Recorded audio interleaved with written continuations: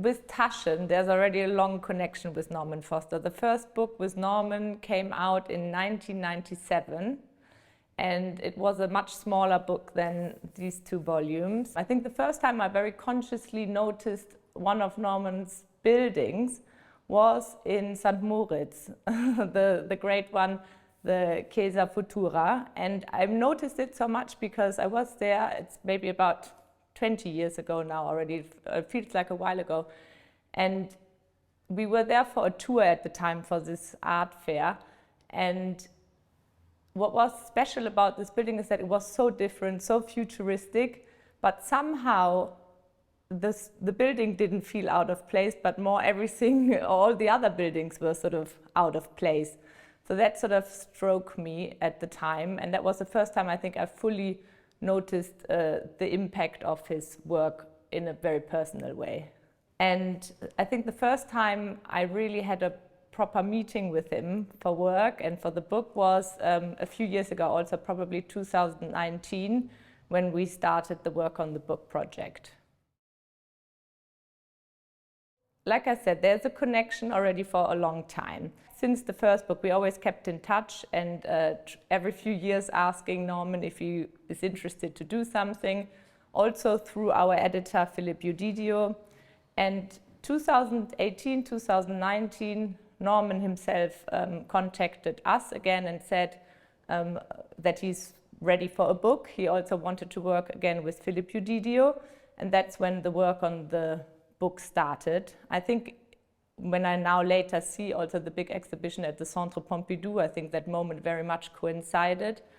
For me also the book is somehow not directly in relation, no, it is very much in relation. So the book I think is sort of another way of showing what he showed in his Centre Pompidou exhibition, and they work so nicely together when you know both. Norman was very, very involved in it. I think everything from the conception, so this is the most comprehensive architectural monograph we've ever done, maybe also that we will ever do. It is in 2 volumes. One is just about the works and one is about the sources of his inspiration, so the different themes that keep influencing him. And Norman conceived everything. And I think he designed every single page for about 2 years. He was in a weekly, because it was also during COVID time, a lot of it, in a weekly Zoom call with the graphic designer, with our editor. And Norman really worked on every page, and not just once. I think he kept refining it, kept improving it until the final result was as he liked. So he was very generous with his time in putting this book together, and we were very much privileged to be the publisher, because in a way we just gave him a carte blanche and he did this most wonderful, very comprehensive book of his work. And not only of his work, it's really about a lot of things that inspire him, so I think it's a really fantastic architectural document. I'm living in London. I think London is obviously a city that is very close to Norman, and there's a lot of work by him.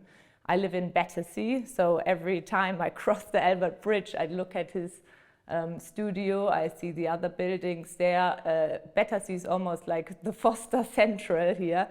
And I think he has a great impact on urban architecture, in the sense also that he's doing so many mega projects from like the big airports, big public spaces. So I think you probably have even seen quite a few buildings without noticing specifically that it's his. And then there are other things like the Gherkin, where you know it is a kind of a prime iconic example of his work. So I think you notice him sometimes very direct and sometimes more subtly, I would say, in urban planning, or the Trafalgar Square intervention, the British Museum. You wouldn't necessarily know that it's by him, but you have been there and you've felt the greatness of the space.